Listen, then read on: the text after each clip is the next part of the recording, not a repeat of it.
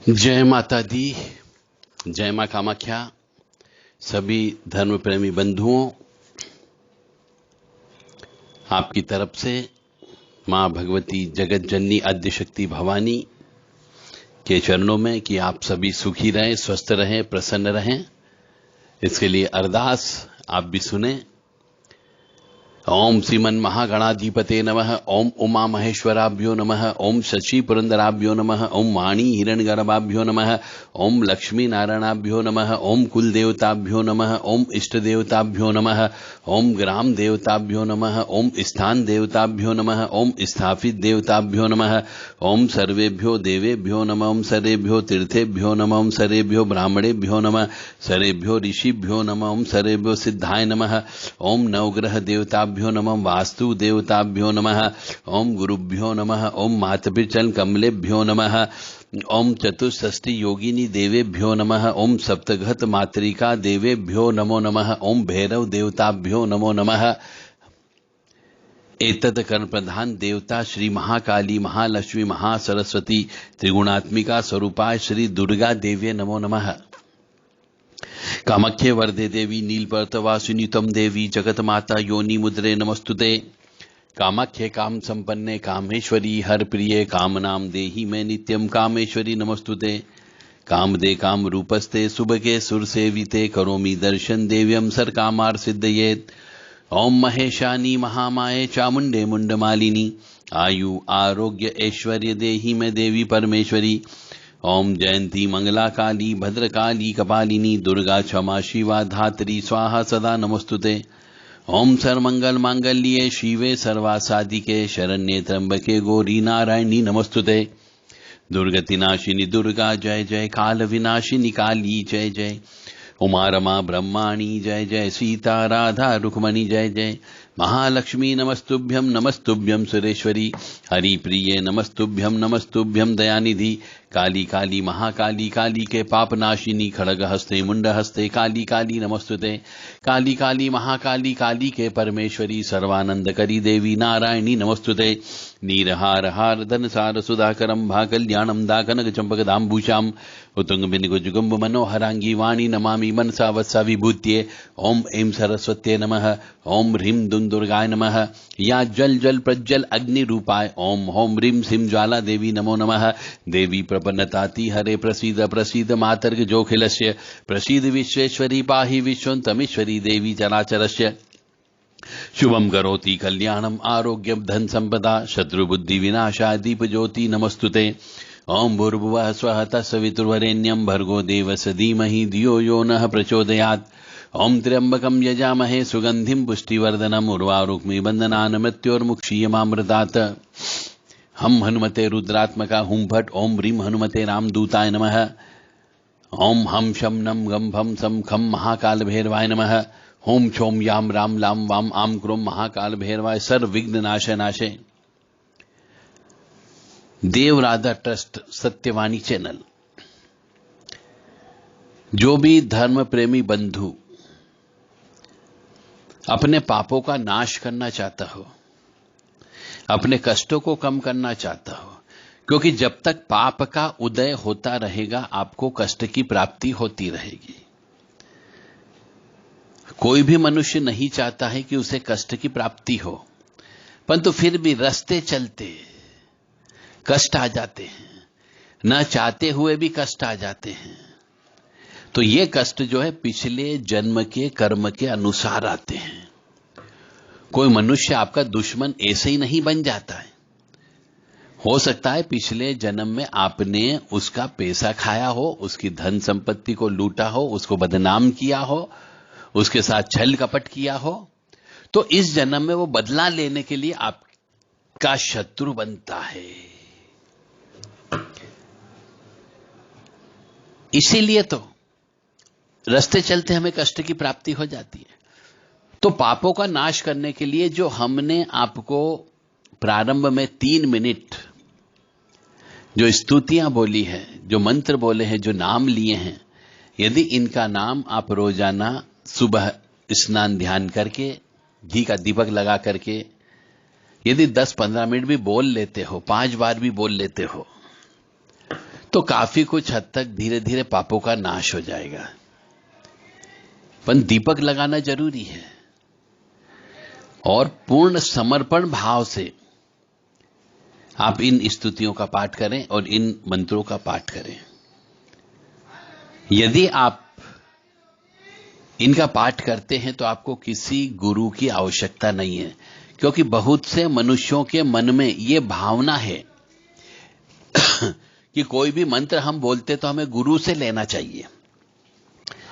आप कहीं से भी ज्ञान ले रहे हो तो ज्ञान प्राप्त कर रहे हो, तो जिससे से ज्ञान प्राप्त करना है उससे एक बार फोन पे चर्चा कर ले। कहीं पे शंका हो तो, यदि अधूरा ज्ञान है आपके पास में, यदि उसके आपको जो ज्ञान दिया अधूरा दिया है, तो आप उनसे पूर्ण ले लें, उसके बाद पाठ करना प्रारंभ कर दें। आपको कोई दोष की प्राप्ति नहीं लगेगी। इसलिए इन मंत्रों का आप बेहिचक होकर के, बिना किसी शंका कुशंका के आप पाठ करना प्रारंभ कर दें। इसके लिए गुरु मुख से ये लेने की आवश्यकता नहीं है। यदि आपके समझ में आ गया हो तो बहुत अच्छी बात है, क्योंकि ऐसे भी हम बहुत सारी किताबें पढ़ते हैं, उनसे ज्ञान प्राप्त करते हैं। तो किताबें खरीद करके आप ज्ञान प्राप्त हो जाता है, तो उस ज्ञान के परफेक्शन के लिए हम किसी एक्सपर्ट के पास जाते हैं। हमें ज्ञान तो है परंतु पूर्ण ज्ञान नहीं है। या तो खुद प्रैक्टिकल करेंगे तो ज्ञान प्राप्त होगा।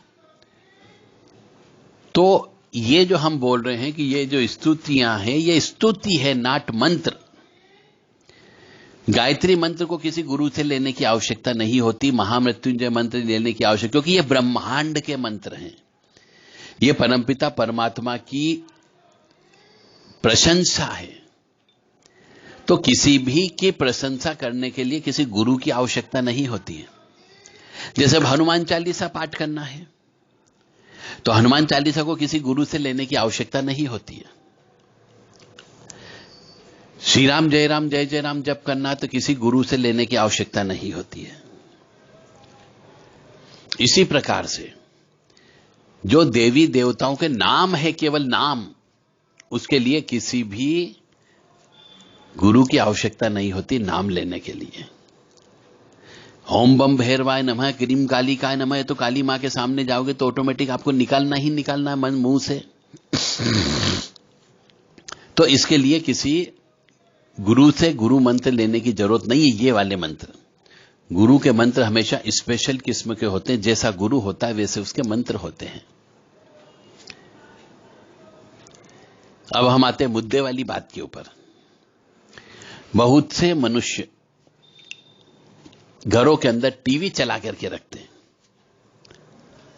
जो बड़े बुजुर्ग होते हैं वो कहीं पे कथा हो रही तो कथा लगा लेंगे, कहीं भागवत जी हो रही तो लगा लेंगे, राम कथा हो रही तो लगा देंगे, कहीं शिव पुराण का कथा हो रही तो वो लगा देंगे। कुछ टीवी वाले पुरानी जो रिकॉर्डिंग है उसको लगा करके चलाते रहते हैं टाइम पास करने के लिए। और जो बड़े बुजुर्ग व्यक्ति होते हैं या जो धर्म प्रेमी वाला व्यक्ति होता है वो उन कथा को सुनते रहता है, टीवी पर आने वाली कथा को। तो वो टीवी पर आने वाली कथा उनको कंठस्थ हो गई। जो बड़े बुजुर्ग होते हैं उन्हें ऐसे ही रामायण जी के बारे में मालूम है, भागवत पुराण के बारे में मालूम है, महाभारत के बारे में मालूम है, फिर भी वो बार बार अब टाइम पास कैसे करे तो सोचते चलो भगवान का नाम ही कुछ तो कानों में जाएगा, कुछ तो पुण्य मिलेगा, यह सोच करके उन भागवत की कथा को सुनते रहते हैं और भजन का आनंद लेते रहते हैं। यहां तक तो सब चीज समझ में आ गई, परंतु भागवत जी सुनने के बाद में वो बदलते नहीं हैं। बहुत से मनुष्य हमने देखा प्रवचन सुन रहे हैं, प्रवचन पांडाल में गए तब तक तो सब कुछ ठीक चुपचाप सुन लिया, परंतु उन प्रवचनों का अपने जीवन में प्रयोग नहीं करते। अगर ऐसा होने लग जाता तो आज के जमाने में सभी व्यक्ति परिवर्तन हो जाते। जो भागवत जी करा रहे, कोई अपराध नहीं करता, कोई चोरी नहीं करता, कोई झूठ नहीं बोलता, क्योंकि रामायण जी में तो यही चीज बताई गई है। और कोई भी वृद्ध माता पिता वृद्धाश्रम में नहीं रहता। पर आजकल हम देखते हैं वृद्धाश्रम पूरे भरे हुए हैं। तो तो कथाओं का श्रवण करना और कथाओं का वो ज्ञान, वो रस अपने जीवन में उतारना जमीन आसमान का अंतर होता है।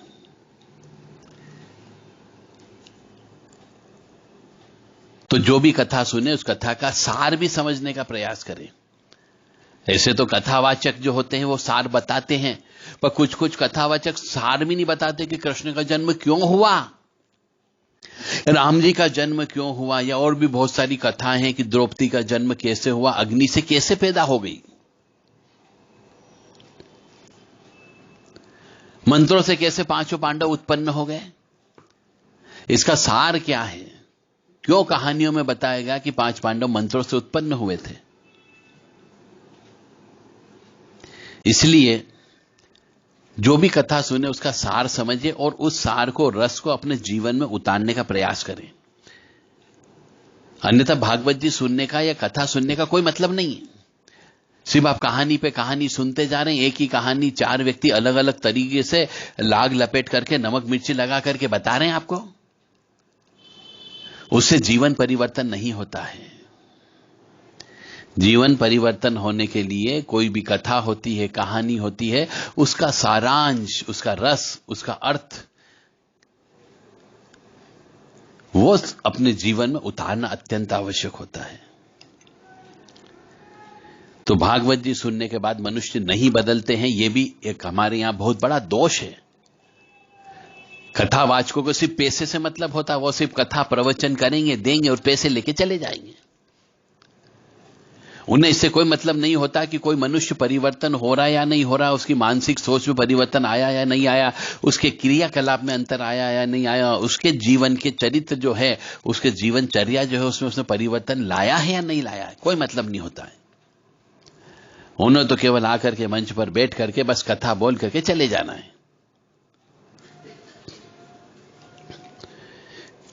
इसलिए जो भी कथा सुने उसका सारांश, उसका अर्थ, कथा का महत्व, कथा का सार अपने जीवन में उतारने का प्रयास करो, तब तो ये कथा सुनो। नहीं तो आपने हजारों बार सुन ली राम जी की कथा, हजारों बार आपने कृष्ण जी की कथा सुन ली, कई बार आपने रामायण जी देख ली, पर जीवन में ही नहीं उतार पा रहे हो आप। तो बार बार एक ही एक चीज को देखने से मतलब नहीं होता है। बार बार एक ही एक चीज को देखने से आपके मन में भक्ति की भावना उत्पन्न नहीं होगी।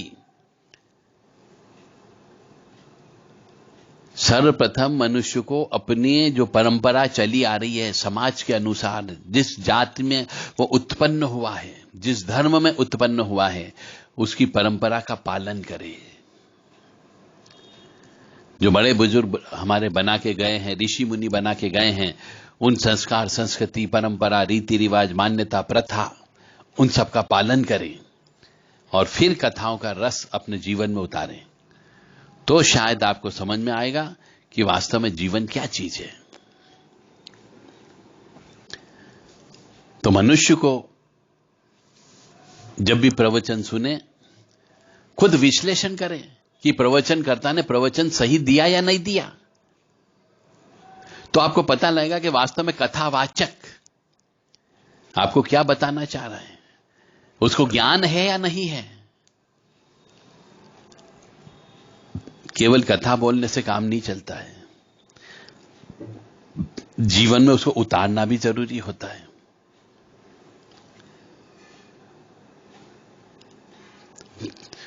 जय माता दी, जय मां कामाख्या।